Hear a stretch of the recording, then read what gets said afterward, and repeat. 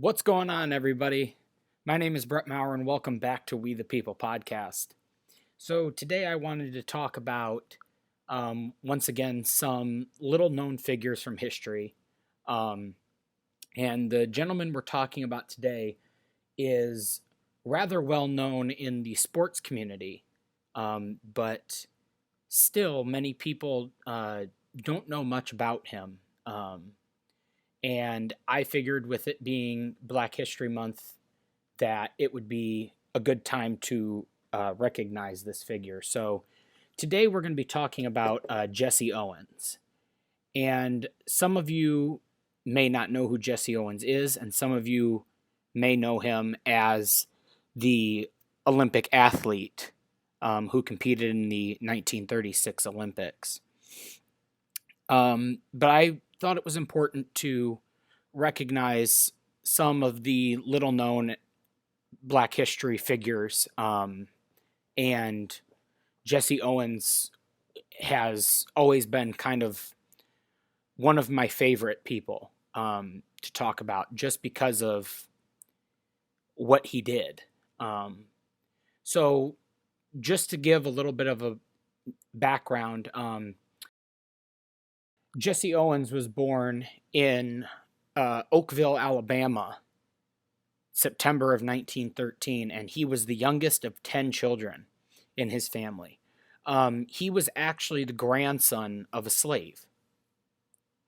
And when he was about 9 years old, his family moved to Cleveland, Ohio, looking for work and looking for better neighborhoods and better racial treatment, things like that. And this was at the same time as what is known as the Great Migration. And the Great Migration was a period in time when over 1 million African Americans left the southern United States in search for jobs and better treatment in the northern states. And, you know, this was a very difficult time because you have to think about it. So the mid 1800s is when the Civil War ends. Okay, so you're looking at, gosh, I think it was maybe 1865 when the Civil War ended. And relations with Americans were not good by any means. And we know that they were continuously not good well into the 60s and 70s, and even now into the 1960s and 1970s. And even now we see in the modern day that some of these relations are still very poor. And this was a period in time, the Great Migration, that basically the South was once again kind of crumbling when it came to jobs and things like that, because just like it was in the mid 1800s, it was very agricultural. There were not many factory jobs, things like that. That being said, it was very hard for African American families or people of color to purchase land, purchase homes. There was still a severe amount of discrimination. And while there may have still been that form of discrimination in the North, it was not as severe as what it was in the South. And so many people fled what we called the segregated South, and came to search for jobs and places to live, and hopefully better treatment in the northern states. As a child, Jesse Owens took quite a few low-paying jobs in his spare time. He did this, one, to fill his time, but also to help make ends meet. He delivered groceries. He loaded freight train cars. He worked as a shoe repairman. And at the same time, his father and older brother were working in a steel mill. So, it was a very difficult time for many people. And, we can see this child working to help his family make ends meet, which sadly, in many cases, even still today, that happens in the United States.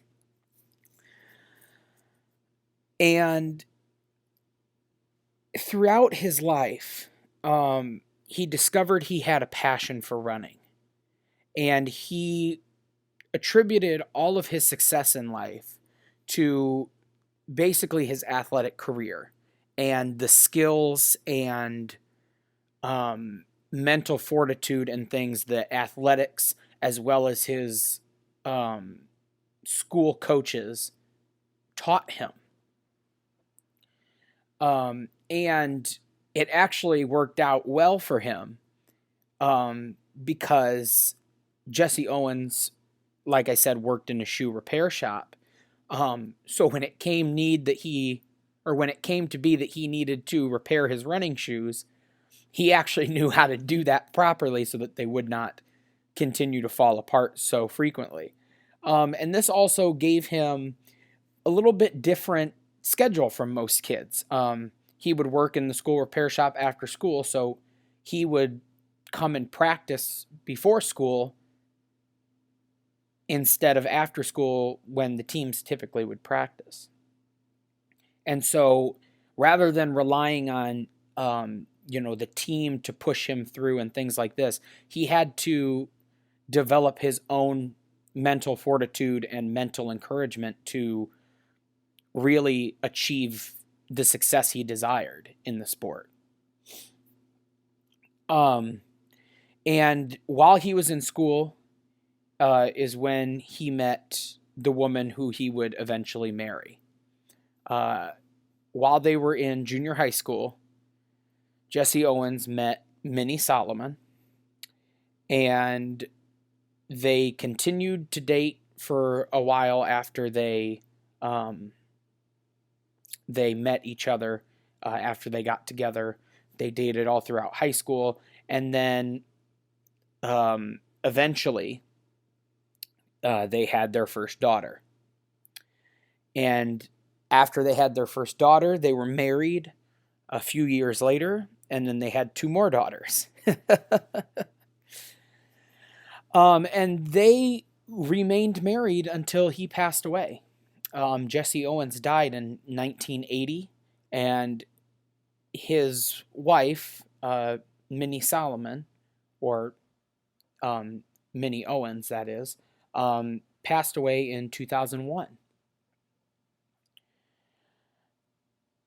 And it was during his time at his high school in Cleveland that he kind of got eyes put on him. That was when he caught the eyes of recruiters and things like that. He actually, in high school, equaled the world record for the 100-yard dash. And he also long jumped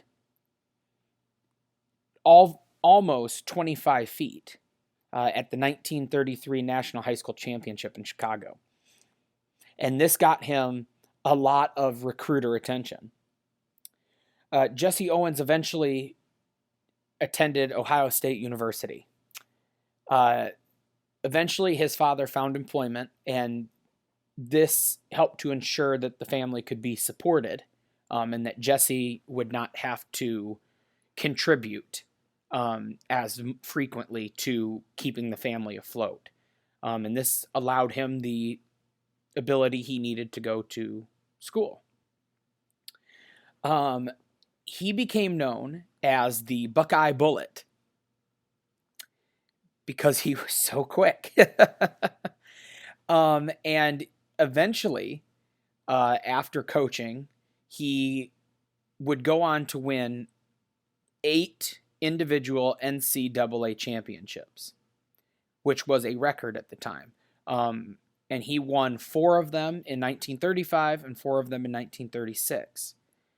The record of 4 gold medals at the NCAA, at NCAA championships, was equaled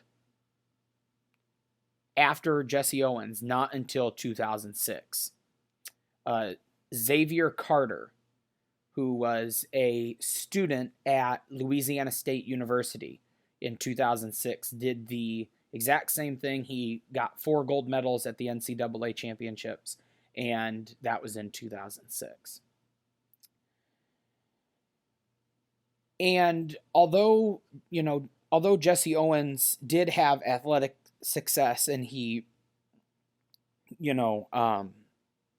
enjoyed having that athletic success, he did have to live off campus because the African American athletes and students were not permitted to live on campus. When he would travel with the team to go to different sporting events, Jesse Owens would have to get carry-out dinners or eat at separate restaurants because the team had to be segregated. The African American students and students of color could not go into all of the same restaurants as the white students. And that included hotels. He could not stay with everyone on the team. He and the other African American athletes and athletes of color had to stay at blacks-only hotels. Jesse Owens did not receive any form of scholarship as an athlete, no matter how good he was. And this once again goes back to because of the time period. And so that being said, he took his spare time that he originally spent raising money for his family and put that to raising money to pay for his schooling.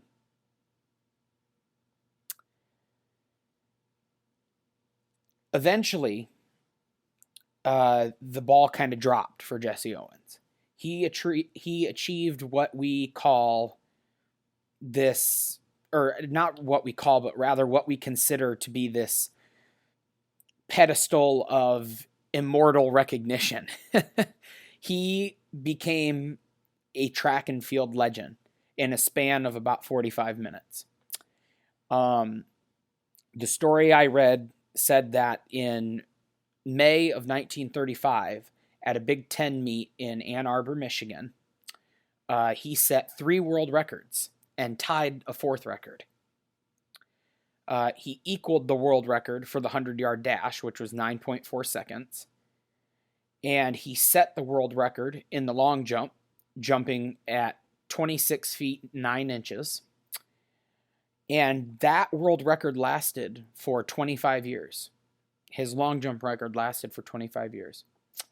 In the 220-yard sprint, he went 20.3 seconds. In the 220-yard low hurdles, he went 22.6 seconds, and he became the first to break 23 seconds.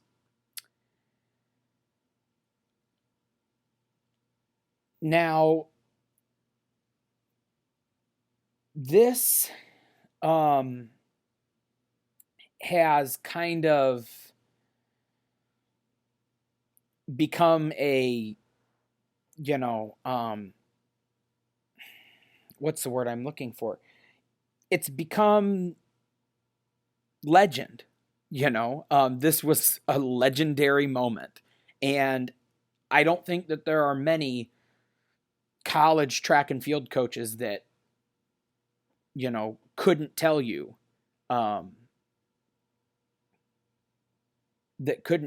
just how incredible that, at the time, 1935, those records are. And even to this day, I don't know anything about track and field. And to this day, those records may be incredible feats of athletic ability, but to set 4 world records in 1935, when we really did not have the technical advances when it comes to sports and athletics that we have now, to me, that's just incredible. And the rest of the story goes, that I was reading, that in December of that same year, 1935, the NAACP secretary wrote a letter to Jesse Owens, and he never actually sent it. But in this letter, he was trying to convince Jesse Owens not to go to the 1936 Summer Olympics, which were being held in Berlin, which, for those who don't know, at the time was controlled by the Nazi Party. This is, 1936. That's 3 years. 3 years before what we know as the Second World War would begin. And the NAACP secretary was trying to argue that African Americans should not promote racist political regimes. And after what his race had suffered at the hands of the white people in his own country, he should not go to the Olympics. But that letter never got sent. And in the months leading up to the Summer Olympics, Jesse Owens was convinced by the NAACP, and he said, quote, "If there are minorities in Germany who are being discriminated against, the United States should withdraw from the 1936 Olympics." And that was a big step. And actually, I don't know what the truth behind it is, but the story I've always heard about that is that what followed Jesse Owens and the NAACP saying that was the U.S. sent reconnaissance, basically spies, to go to Germany and see if anyone was being discriminated against. And because Germany was preparing for the Olympic Games, the way the story goes is that they had basically cleaned up any propaganda and removed it so that nobody knew what was going on.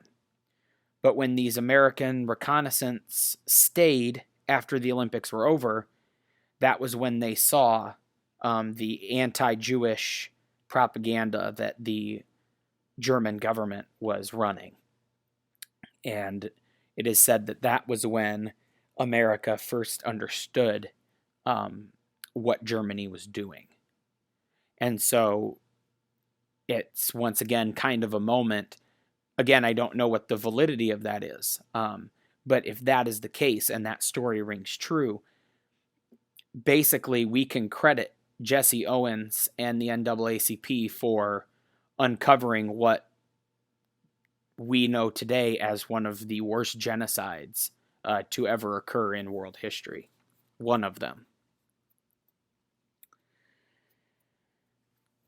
And so then in 1936, Jesse Owens and his U.S. teammates went to Germany. They sailed to Germany and competed in the Summer Olympics in Berlin. According to his U.S. teammate, James LaVale, this was also an American athlete who won bronze in the 400 meters.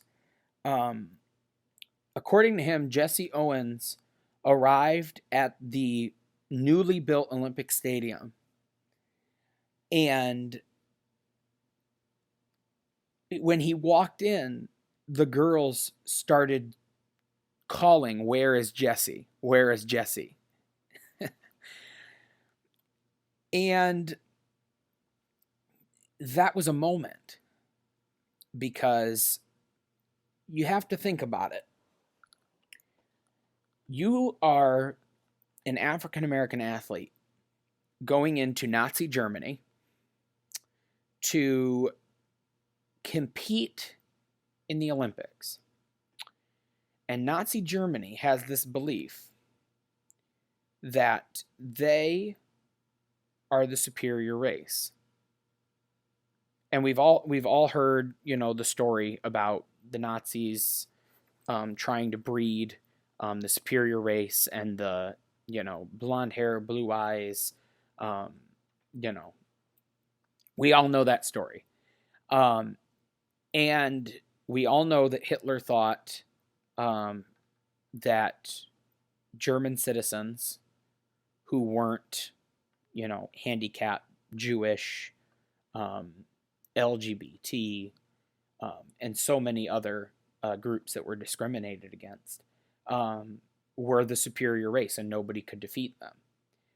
So for you to be an African American man walking into this, with the athletic ability that you have, you have an entire country, that being Germany at the time, that's doubting you. And that, I feel personally, lit a fire inside of Jesse Owens. Not to say that he wasn't already amped up, ready to go. I mean, he did make it to the Olympics. But I think it's also true that when you're the underdog, or when you're assumed to be the underdog, that does something to you, and it kind of makes you want it even more. Just before the Olympic competitions began, the founder of Adidas shoe companies visited Jesse Owens in the Olympic Village, and he persuaded Jesse Owens to wear a pair of shoes. And this was the first ever sponsorship by an African American athlete. Jesse Owens wore a pair of Adidas shoes and became the first ever African American to sponsor a product. And that itself is, personally to me, insanely huge. It's just huge. Adidas Shoe Company was a German-based company. It originated in Germany. And, you have this shoe company that opens up in Germany in, I don't remember, I think it was maybe the 1920s. And here they are, a German company under the reign of one of the most racist and discriminatory political regimes to ever exist. And here's the founder of this company, not more than 10 to 15 years after starting his company, trying to convince an African American athlete, nonetheless an American athlete. You are living in Germany and you're convincing an American athlete to wear his shoes. And so he did it. Jesse Owens does it. And it's the first ever time an African American athlete sponsored a product or received anything in return for sponsoring a product. And this opened the door for so many after him.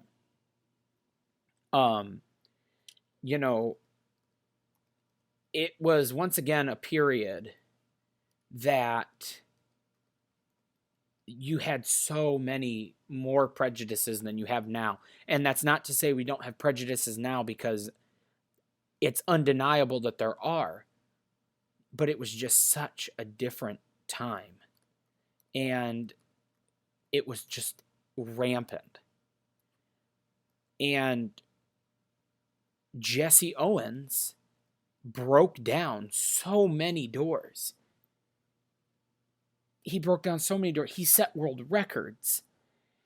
He went and competed at the Olympics. He, if the story is true, uncovered the terrible atrocities that Germany was doing. And he opened the door for future African American athletes to get sponsorships.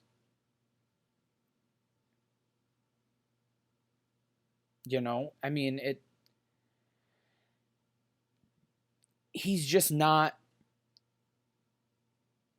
as nearly appreciated, in my opinion, as what he should be. But anyway, getting back to the story.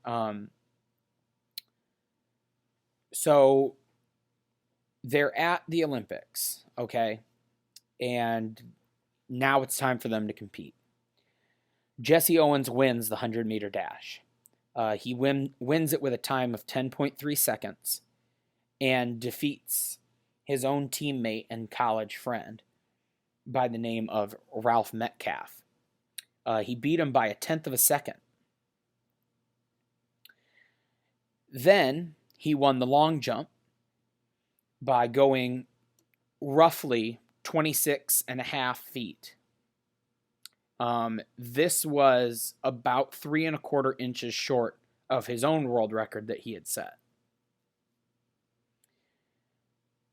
He then went on to win the 200-meter sprint with a time of 20.7 seconds, and he defeated once again his own teammate, Mac Robinson, who, it turns out, would be the older brother of Jackie Robinson. And for those who don't know who Jackie Robinson is, he was the first African American to play professional baseball in the MLB. And he credited all of his achievement and technical advance to Luz Long. Luz Long was a German athlete who he was competing against that he defeated. So then, Jesse Owens goes on to win his 4th gold medal. This was in the relay, the 4x100 sprint relay. And it's interesting because there had been a change to the lineup. The coach had replaced 2 sprinters, Marty Glickman and Sam Stoller, who were Jewish American sprinters. He pulled them from the relay and put in Jesse Owens and Ralph Metcalfe. And they ended up setting a world record. They ran the relay in 39.8 seconds. Jesse Owens initially protested the switching, of pulling the 2 athletes and putting him in it. But the assistant coach firmly told him, "You're an athlete, I'm the coach, you're going to do what I tell you." Jesse Owens' record-breaking performance of 4 gold medals was not equaled until 1984, when the Summer Olympics were held in Los Angeles, California, by Carl Lewis. Carl Lewis was a track and field athlete who went on to win 9 Olympic gold medals. And he won gold medals in all of the same events that Jesse Owens did. So from 1936 to 1984, Jesse Owens held a record-breaking performance of 4 gold medals. Owens had set the world record in the long jump in 1935, which was obviously the year before they go to the Olympics. And that record held for 25 years until it was broken by Ralph Boston in 1960. Ralph Boston was once again an African-American track athlete who went on to compete at the Olympics and win 3 medals. He also became the first person to break a 27-foot jump in the long jump. And coincidentally, Jesse Owens happened to be a spectator at the 1960 Olympics in Rome, and he watched Boston take the gold medal in the long jump.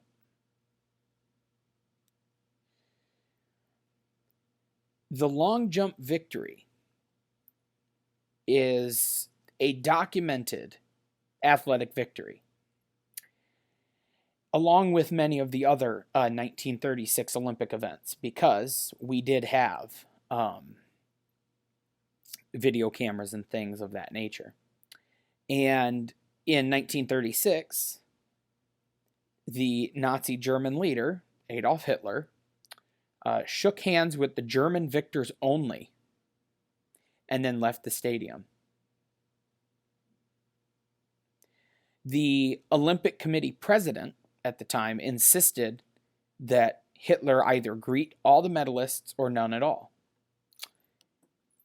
Hitler decided to skip any further medal presentations because Jesse Owens swept the floor with the German athletes and proved to the world that the Germans were not better. Just because you were German, it did not make you a superior race. And that shook a lot of people.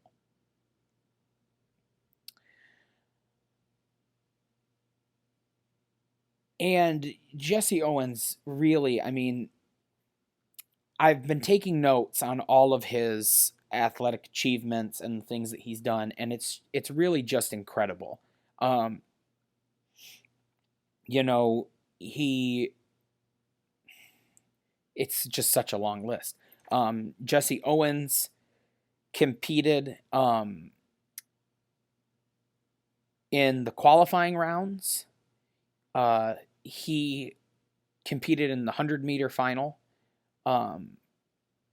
He competed in the qualifying rounds for the 100-meter final in order to get in. And there, just in the qualifying rounds, he equaled the Olympic and world record in the first race. And then he came back for the second race and broke them. And it's funny because there's no record of that. The reason there's no record of that is because he broke the times, but the times weren't recognized because they said there was wind assistance. That same day, Jesse Owens' teammate Cornelius Johnson won gold in the high jump and set a new Olympic record. Adolf Hitler would not publicly congratulate any of the medal winners at the time.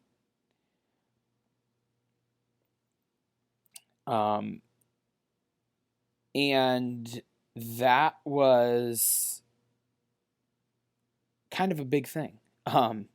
Everybody viewed what Hitler did as a snub, a direct snub at the fact that Cornelius Johnson, an African-American athlete from America, won the long jump, beat out the German athletes. And he did the same thing to Jesse Owens. Hitler was accused of failing to acknowledge Jesse Owens, who won the gold medals, and he refused to shake his hands, or to shake his hand, rather. And this is true. I can't really say it was a claim because it's true. Jesse Owens responded to this claim.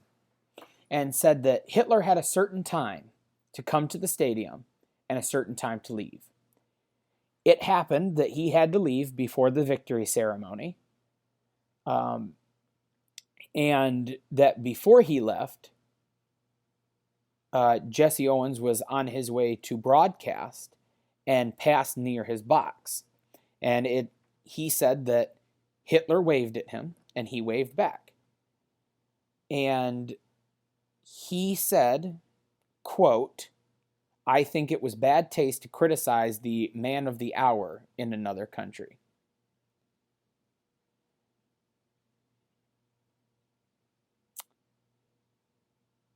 And my favorite picture of Jesse Owens, and it's one that I've seen in history books, it's one I've seen on TV, is a picture of Jesse Owens saluting the American flag, standing on the winning spot on the podium after the long jump, 1936 Summer Olympics,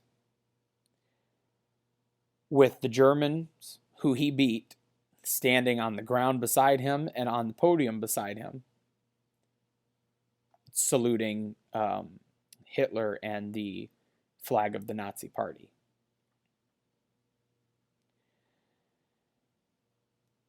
And, going on from there, there's always been kind of controversy around what did Hitler do when it came to the Olympics and Jesse Owens. Did he actually recognize Jesse Owens? Things like that. And there have been people who said they saw Hitler shake hands with Jesse Owens. There have been people who said that Hitler wasn't the issue. It was the American president who is the issue. And, it's just, once again, it's one of those things that's so shocking to me because today in the modern day, we know Hitler to be this terrible, awful, racist, murdering, psychotic person. And there were people who were kind of jumping to his defense.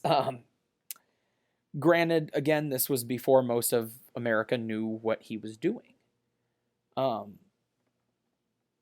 nonetheless, it definitely was a snub. I mean, any normal person could look at the fact that Hitler would shake hands only with the German athletes, and then when he was told he had to shake hands with all athletes, he decided not to shake hands with anybody. Anybody would look at that and go, oh, he's snubbing the other athletes.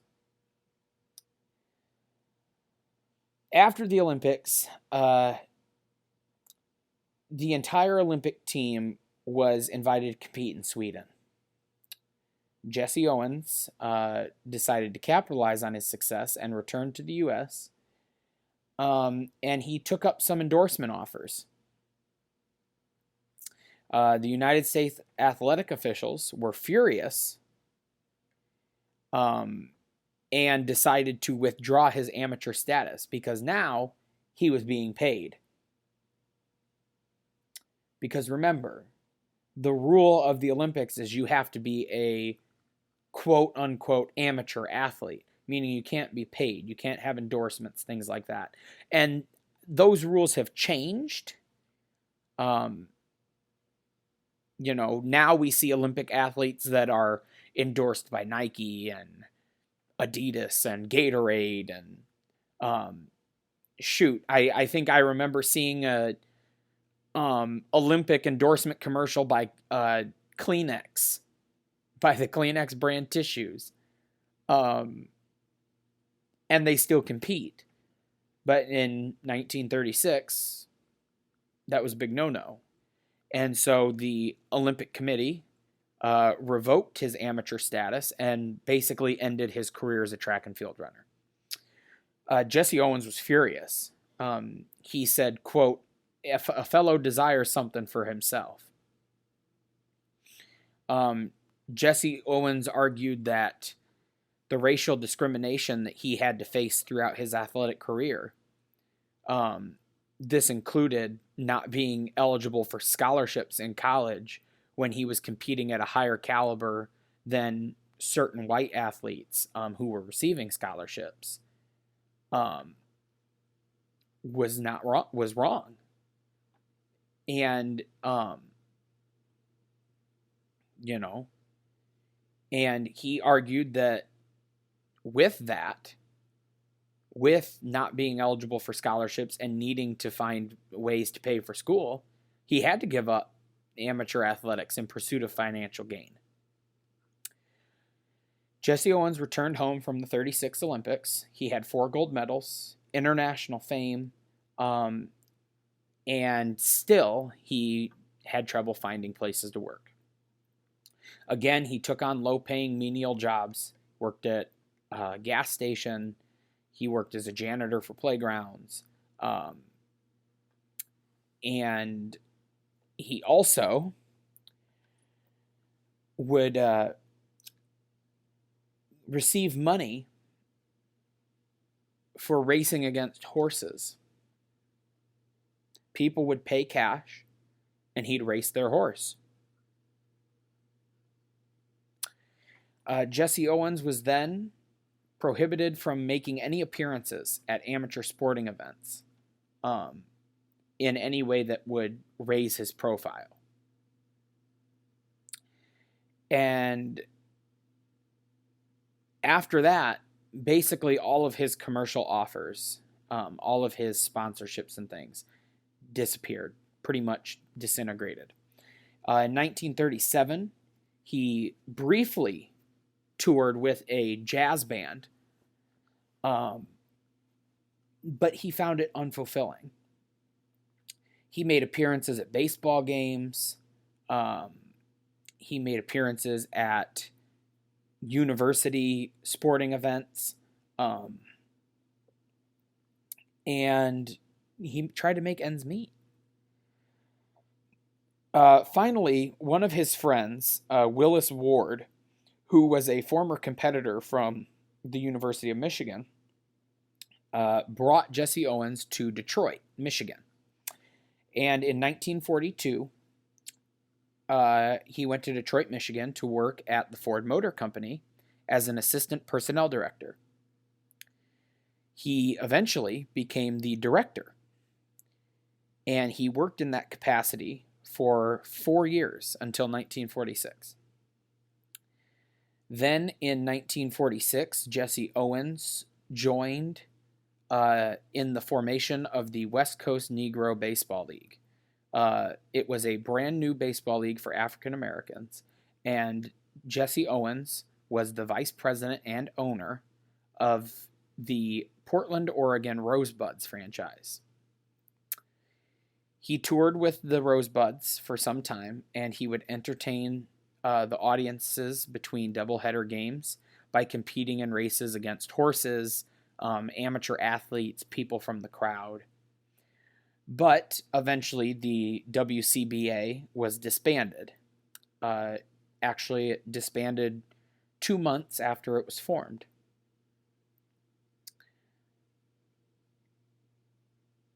And, you know, and he went on from there. He lived his life. He worked, he made ends meet. He continued to show up at other sporting events and basically work as an entertainer. He traveled to Rome in 1960 for the Summer Olympics. While he was there, he met the 1960 100-meter champion Armin Harry, who was a German athlete. And he was actually the first non-American athlete to win since a Canadian athlete took the gold medal in 1928.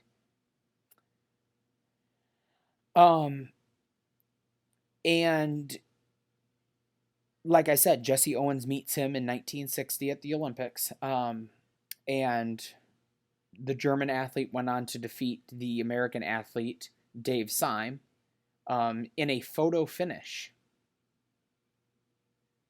in the 100-meter dash. 5 years later, 1965, Jesse Owens was hired as a running coach and instructor for the New York Mets. Yeah. Track and field athlete, one of the greatest in the world, is hired as a baseball running coach. Jesse Owens eventually ran a dry cleaning business and worked as a gas station attendant to earn a living and make money for him and his family. But he eventually filed bankruptcy, and those businesses fell through. In 1966, he was prosecuted for tax evasion, which was proven, and he kind of hit rock bottom. The government appointed him after that as the U.S. Goodwill Ambassador. For those who don't know, the U.S. Goodwill Ambassador is basically a person who advocates for different causes and global issues on the basis of their nobility as a public figure. Basically, what they do is they deliver goodwill speeches and ideas and things and promote them to the American population. Jesse Owens then traveled the world and spoke to companies like Ford Motor Company and even people involved in the U.S. Olympic Committee, and spoke to them about, changing ideals and things like that. After that, he retired, and he lived out his retirement owning racehorses. Then that moves us on to 1968. 1968 was an interesting Summer Olympics. This was the Summer Olympics hosted in Mexico City, and a lot of things happened. So initially, Jesse Owens refused to support the Black Power salute that was performed by the African American sprinters. Their names are Tommy Smith and John Carlos. Everybody has seen this picture. It's a picture of two African American men standing on the podium at the 1968 Olympics with their heads down and their fists in the air. And Jesse Owens refused to support that. He told them that the black fist is a meaningless symbol, and when you open it up, you have nothing but fingers. And the only time that the black fist has significance is when there's money inside of it, because that's where power lies, is when black citizens earn money and hold power. Then, 4 years later, in 1972, he wrote a book, and he revised his opinion on this. And he said, quote, "I realize now that the militancy in the best sense of the word was the only answer where the black man was concerned. That any black man who wasn't a militant in 1970 was either blind or a coward."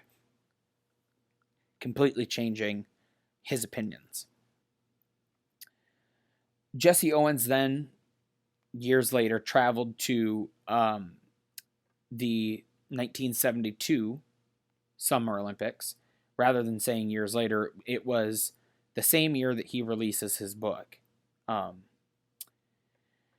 Once again, the 1972 Summer Olympics are held in,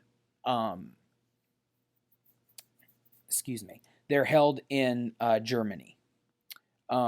They were held in Munich, which is the capital and one of the most populated cities of Bavaria. It is the third largest city in Germany. And they held, once again, the 1972 Summer Olympics. And he came to the Summer Olympics as a special guest of the West German government. And he even met the West German Chancellor, Willy Brandt, and a former German heavyweight champion boxer who was a heavyweight champion from 1930 to 1932. This was a German boxer who had also had the honor of fighting Joe Louis. And a few months before his death, as we're approaching the time when he would pass away, a few months before his death, Jesse Owens unsuccessfully tried to convince Jimmy Carter to withdraw his demand that the U.S. boycott the 1980 Moscow Olympics.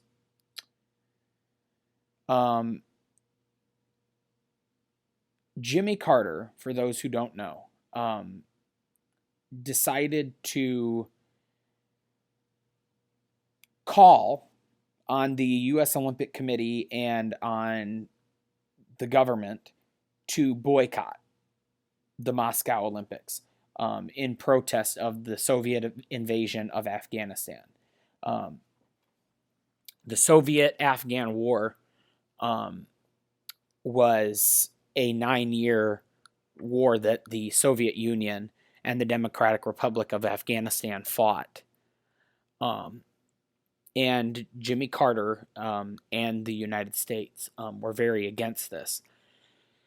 And this led to the boycott of the 1980 Moscow Olympics. And Jesse Owens argued that the Olympic ideal was supposed to be observed as a time out from war, and that the Olympics were above politics. And, you know, that's a tricky situation, in my opinion. Because while, yes, it's great that the Olympics are this thing where the world can come together and compete and see all these incredible athletes,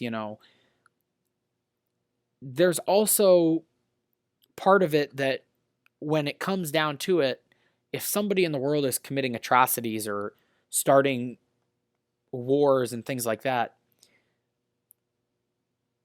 I mean, are they wrong necessarily for boycotting?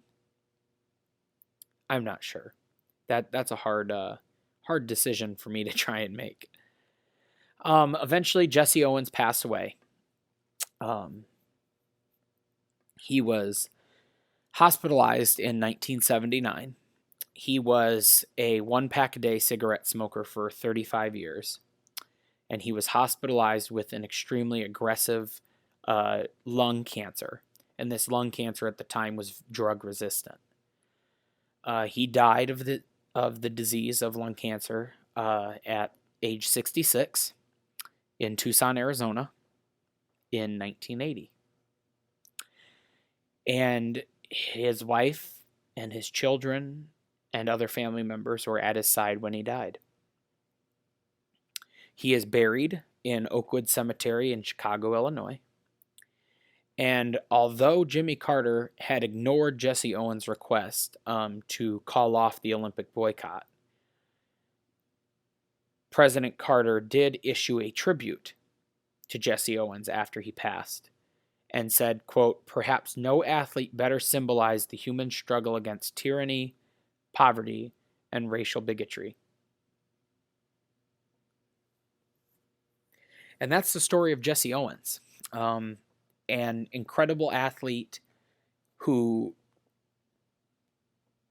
committed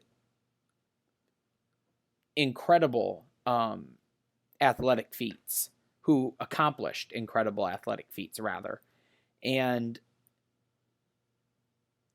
did what everybody basically was, doubting he could do, and stared Hitler down and the German nation down and defeated them at a point when many in the German nation thought that they were the best in the world. And he revolutionized the world of athletics for African Americans, and not just for African Americans, but for everybody with the things that he accomplished. He was just a really, really incredible person who accomplished really incredible things, and I personally feel he does not get recognized enough. So that's the podcast for Jesse Owens. Everybody, please, please, please make sure you hit that subscribe button, hit the like button, punch that notification bell so you get updates on when we post new content. I'm going to be bringing out another African American history video. Either it will be posted at the same time as this one, or it will come out a few days after. There's other videos you can check out on our page. Make sure you go check out the mythology section. We've started discussing Greek mythology and the stories that surround it. Eventually, that will be full of Greek mythology, Norse mythology, Egyptian mythology, and hopefully some others. There's also the politics section. Make sure you check out the politics section. That hasn't been updated in a while, but I have content that's on its way. I will get that posted as soon as it's finished editing. And, of course, you're always welcome to watch some of these other videos that are here in the history section. So, everybody, stay safe, stay healthy, have a great rest of your day, great rest of your weekend, rest of your week whenever you're listening to this, and I will see everybody next time.